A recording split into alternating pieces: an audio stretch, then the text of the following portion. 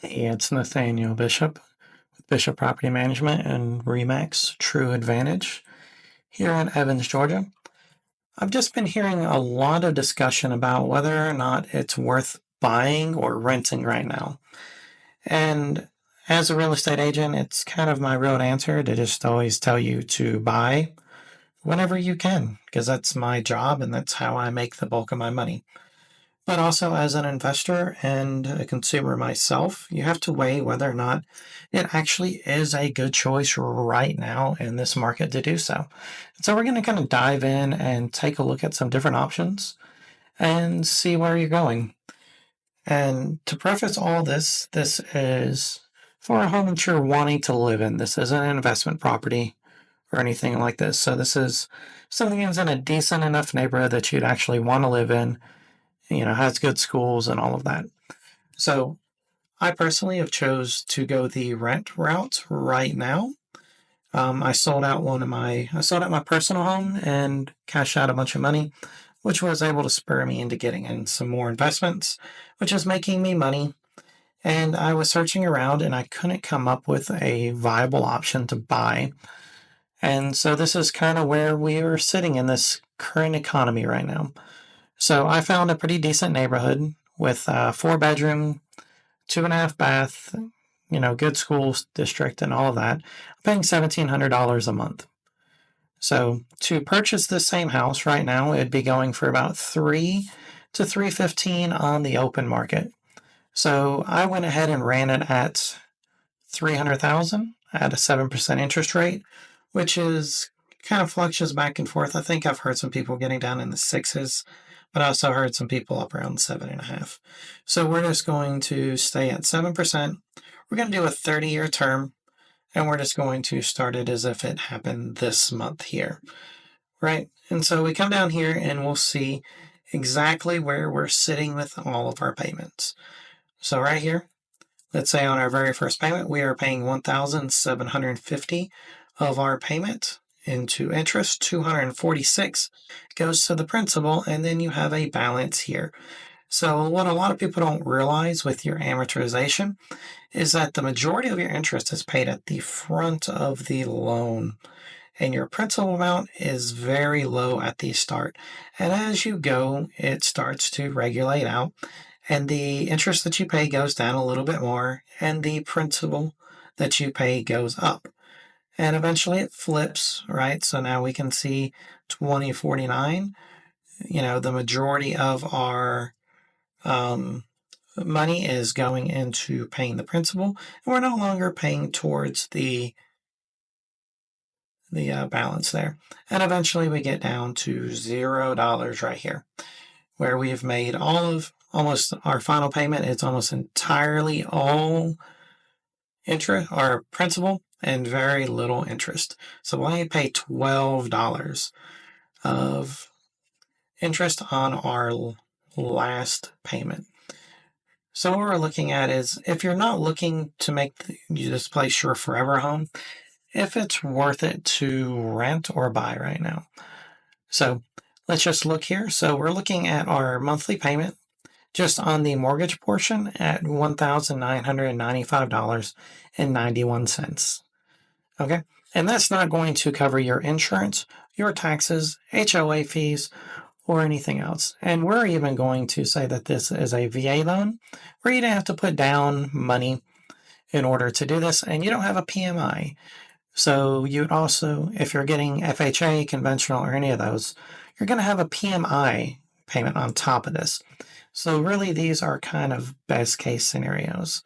I did pull up the tax records for where I am. I got a decent insurance rate there. Might be slightly high, but not significantly high.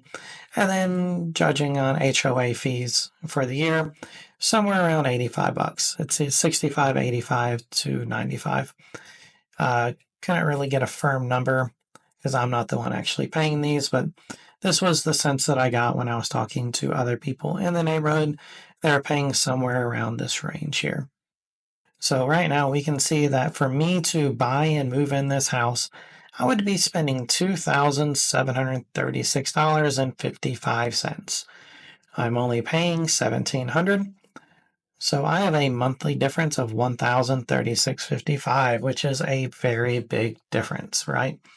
So for me to buy this house and move in right now, I'd be losing $1,000 a month, which is pretty insane, right? So over the year, I would be losing 12,000, and in 5 years, $62,000 would be lost of the difference of what my payment would be versus what I'm actually paying in rent. And we aren't even touching on any capex expenditures. And now we're going to look, because the counter is think of all the equity that you are getting. So year one equity, we'd be getting 3,311. And we can find that by, if we look at June 2024, come down here to June 2025, we've only paid off $3,311, which is not super impressive. All right, then we go to year 5, and we can just simply look at our amortization calculator, and we can see in June of 2029, which will be 5 years, we have paid off the $17,954. So in 5 years, we have paid that off, but we have paid out a difference of our pocket this much. So we have actually lost $44,000 by actually purchasing this house. Now, any sort of capex, so, say that the roof goes out, HVAC goes out, have electrical issues, fridge, stove, any of that stuff, that is something that the landlord is responsible for replacing themselves. So that is not going to come out of my pocket as the renter. That is going to come out of the owner's pocket, right? And so all of these numbers are skewed. So let's say that we have $5,000 worth of capex expenditures that we had to pay out in that 5 years as well. That means we are down to almost $50,000 difference out of pocket, which is pretty exaggerated. Now, let's say that, we're just way off on our numbers here. And let's just change it down to like 2,300, right? We're just going to go down here and change all of that. So now we're at a difference at 600. Yearly difference is 7,200, 36,000. Our equity still remained the same, right? And now our year loss is already down to 3,889, but we are still down $18,000. That's without counting for any capex. If we do that, we're still $23,000 down. And so right now in this market for a house to live in, it probably doesn't make as much sense to purchase. So what can make a difference is interest rates. So if those go down, now we're down another $300. So let's just say that we're down to 2,000, right? Now we are kind of getting closer down. We're kind of breaking even here, right? So that's if we get down to a 5%. I don't know that that's in the running, but, back in the day, we used to get 3.5%, and that's probably where, these owners bought it, but they didn't buy it at 300. They probably bought it around 225, right? And so for them, with this, their payments are probably $1,400. So it makes sense that they're renting it out at $1,700. But also, as an investor yourself, these numbers don't make sense to rent out, right? We're not wanting to lose this money out the door to get these equity numbers here. The only benefit is, if you're holding it for a really long time, you're starting to flip the script on some of this, and that equity numbers are really starting to make more sense. But you are just kind of eating crow at the front end really heavily.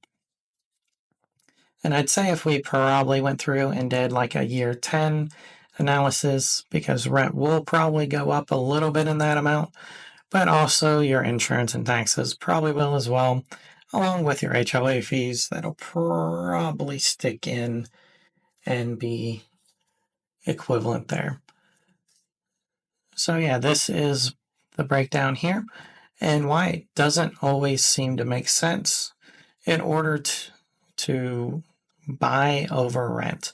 So always keep that in mind and make wise financial choices.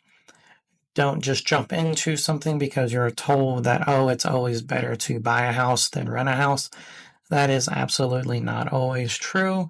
Run your numbers, do your homework, and make sure that you are making the right choice for you and your family. It may be better to jump into a rental, save that money up, put it into some vehicles that are actually making you money rather than losing you money. And then when the market shifts, let's say we do get back down into those 5% terms, and you can shop around and find one at 275 maybe, you're you can be getting down into that closer to breaking even numbers rather than straight losses. All right, well, thanks for watching. If you have any questions or comments, feel free to throw them into the comment section, and have a good day.